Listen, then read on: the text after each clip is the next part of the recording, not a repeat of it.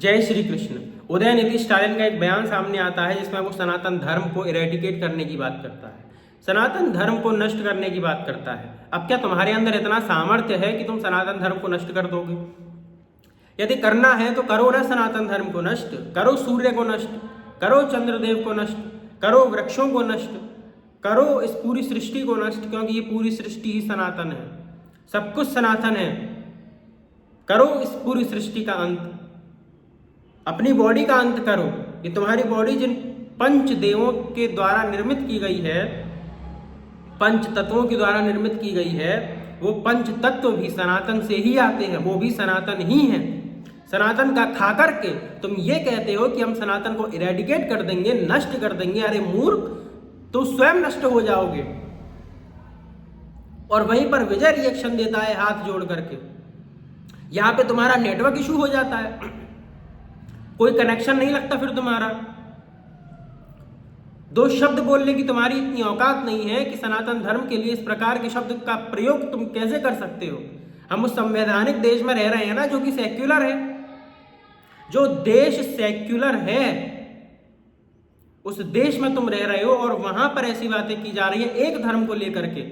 तुम्हारी औकात क्यों नहीं है मुसलमान के विषय में तुम बोलो, या क्रिश्चियन के विषय में तुम लोग इस प्रकार का बात कर दो? वहां पर तुम्हारे मुख से एक शब्द नहीं निकलेगा और तुम लोग इफ्तार पार्टी में जाओगे, उनकी मुसलमानों की चाटुकारिता करोगे। किसके लिए? वोट बैंक के लिए। अरे जो व्यक्ति वोट बैंक पाने के लिए घुटनों के बल चल के इफ्तार पार्टी कर सकता है, टोपी पहन सकता है, वो व्यक्ति क्या राज्य चलाएगा? वो व्यक्ति, याद रखिए, केवल सत्ता में आने के लिए, पावर में आने के लिए, केवल अन्य विधर्मियों का पक्ष रखने के लिए, उनको सुरक्षित करने के लिए बैठा हुआ है। ये कानून की जो चाशनी है, ये केवल हिंदुओं को चटाई जा रही है।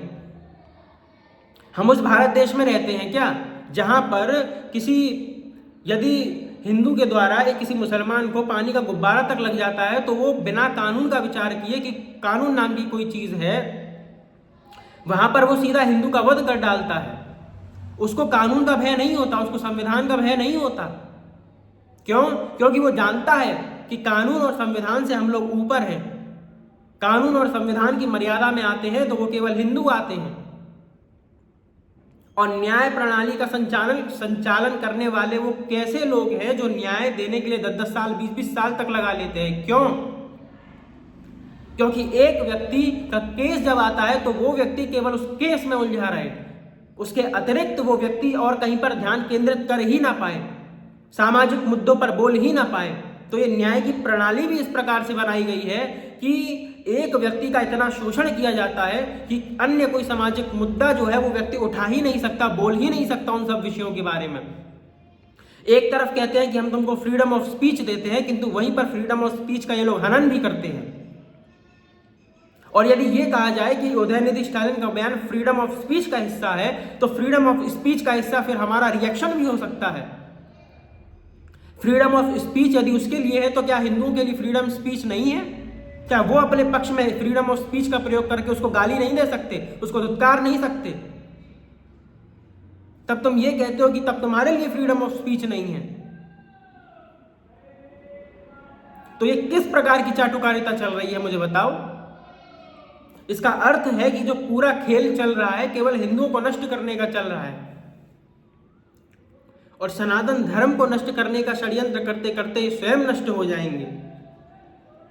किंतु बात यह है कि अपने आप को हिंदूवादी सरकारें कहने वाली जो पार्टियां हैं, तभी तो ये लोग कह रहे हैं कि क्यों जो हिंदू चाटुकारिता कर रहे हैं उन नेताओं की, तभी तो जो लोग हैं वो ये कहते हैं कि हिंदूवादी सरकारें हैं, सब कुछ हिंदू है, सीएम हिंदू, पीएम हिंदू, ये हिंदू वो हिंदू, तो क्यों नहीं गौ रक्षा हो पा रही है? तो क्यों नहीं हिंदुओं की रक्षा हो पा रही है? क्यों नहीं सनातन की रक्षा हो पा रही है? क्यों देवी देवताओं के ऊपर कोई भी आकर के कुछ भी बोल करके चला जाता है? किंतु वहीं पर यदि केवल एक उदाहरण मात्र देने के लिए भी कुछ बोल दिया जाए अन्य धर्म के लिए, अन्य मजहब के लिए, तो वहां पर तो इतना बड़ा केस हो जाता है। ये देखिए आप, नुपुर शर्मा वाला केस याद है आपको या भूल चुके हैं? नुपुर शर्मा के केस में केवल उसने उदाहरण ही दिया था, नुपुर शर्मा ने, ये बोल करके कि यदि तुम्हारे साथ, यदि तुमको लेकर के ऐसा बोला जाए तो केवल इतना कहने मात्र से पार्टी ने निकाल दिया। अब विचार कीजिए, क्या ये पार्टी हिंदूवादी है? हम किसी पार्टी को हिंदूवादी नहीं मानते। जब तक आप परंपरा प्राप्त आचारों से संपर्क नहीं साधेंगे, आप जब तक सनातन धर्म का प्रचार प्रसार ठीक प्रकार से उनकी सन्निधि में रह करके नहीं कर पाते हैं, तब तक हिंदुओं की भी गलती है, क्योंकि भूल हिंदुओं की भी है, क्योंकि हिंदुओं का प्रमाद ही अन्य तंत्र का जीवन है। स्मरण रखिए इस बात को कि आप यदि प्रमाद करेंगे तो आपके प्रमाद से ही अन्य तंत्रों को जीवन प्राप्त होता है, आपके प्रमाद से ही अन्य तंत्रों को शक्तियां प्राप्त होती हैं। जिस प्रकार से इंद्रदेव के प्रमाद से वृतासुर का जन्म हो जाता है। इंद्रदेव अपने गुरुदेव को प्रणाम नहीं करते हैं, गुरुदेव सभा में आते हैं और उन्हीं की अवज्ञा करने से, अवहेलना करने से, एक गुरु अवज्ञा से वृतासुर का जन्म हो जाता है। तो हिंदू यदि अपने गुरु की अवज्ञा करेंगे, तो जब इंद्रदेव ने अवज्ञा की अपने गुरु की, वहां एक वृतासुर का जन्म हो गया, तो यहाँ पे हिंदू तो कितनी बार अपने गुरुदेव की अवज्ञा कर रहे हैं और ना कोई प्रायश्चित कर रहे हैं, ना उसको देख पा रहे हैं, ना समझ पा रहे हैं। तो समझिए कितने वृतासुर धरती पर उत्पन्न होंगे और हो रहे हैं। एक वृतासुर को मारने के लिए इंद्रदेव को क्या क्या करना पड़ा। तो यहाँ पर इतने वृतासुर उत्पन्न हो चुके हैं कि उनको मारने के लिए, उनको नष्ट करने के लिए हिंदू क्या कर लेगा? कौन सा बल है उसके पास? ना तो तपस्या का बल है, ना आचार्यों का बल है, ना इष्ट का बल है, ना संग बल है। इसीलिए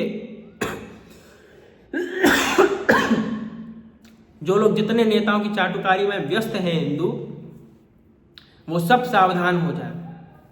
पुरी शंकराचार्य जी ने पहले भी सावधान किया था कि हिंदुओं पर कौन कौन से तंत्र कहां कहां से प्रहार कर रहे हैं, ये हिंदू भी नहीं समझ सकता। हर तरफ से हिंदुओं को घेरा जा रहा है, हर तरफ से एक ऐसा चक्रव्यूह बना लिया है, उस चक्रव्यूह के अंदर केवल हिंदुओं को ही घेर लिया है। आप उस चक्रव्यूह के अंदर फंसे हुए हैं जहां से बाहर निकलना आपके लिए नामुमकिन है। ऐसे चक्रव्यूह को भेदना संभव तभी हो सकता है जब आप अपने परंपरा प्राप्त आचारों से संपर्क करें, इन विषयों को लेकर के उनसे मार्गदर्शन प्राप्त करें। यदि आप मार्गदर्शन प्राप्त नहीं करेंगे अपने गुरुओं से, तो अनर्थ हो जाएगा। राक्षसों का अंत करने के लिए देवताओं को भी तपस्या करनी पड़ती है, और देवताओं से भिड़ने के लिए राक्षसों को भी तपस्या करनी पड़ती है। तो तपस्या का बल दोनों को ही आवश्यक है, देवताओं को भी, असुरों को भी। तो यदि आप ये सोचते हैं कि हम तो भैया हिंदू हैं, शांत स्वभाव के हैं और बिल्कुल सीधे साधे हैं, अन्य व्यक्ति तो केवल दंगों में लगा रहता है, उसके जैसा हमको नहीं बनना है, तो ये तो नपुंसकता है। ऐसी नपुंसकता का रोग यदि आपको लगा रहा, तो वो दिन दूर नहीं है कि आपको चौराहे पर लटका करके काटा जाएगा। मेरे शब्दों का स्मरण कर लेना फिर से। जो बांग्लादेश में हाल हुआ था ना हिंदू का, जला दिया गया था उस व्यक्ति को और कोई कुछ नहीं कर पाया था। यही हाल होगा हिंदुओं का यदि नहीं सुधरे तो। इसलिए अभी भी समय है कि संभल जाओ। जय श्री कृष्ण।